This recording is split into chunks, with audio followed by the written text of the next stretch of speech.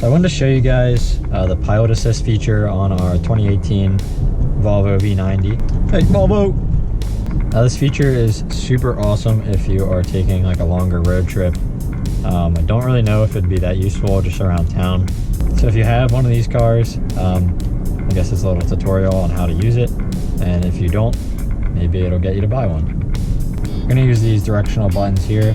You probably won't be able to see it that well on the dash, but the bottom left corner of the dash, I'm gonna slide over from adaptive cruise control to Pilot Assist. So adaptive cruise control will just follow the car in front of you. Go ahead and turn it on here. You'll see that green wheel pop up. So this car, it's not quite like a Tesla. It does want you to keep one hand on the wheel. So then you just use the up and down arrows here to control what speed you want to be able to go up to.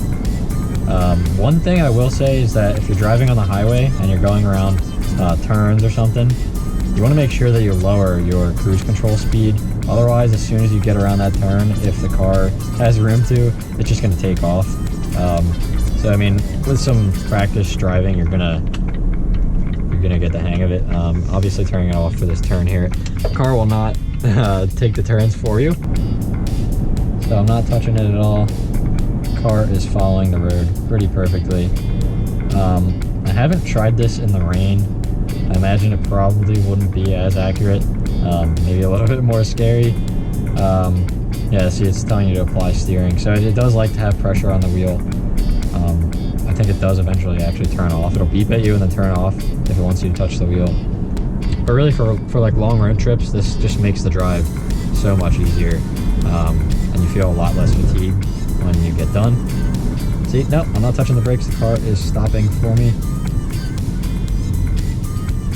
I did not touch the brakes at all.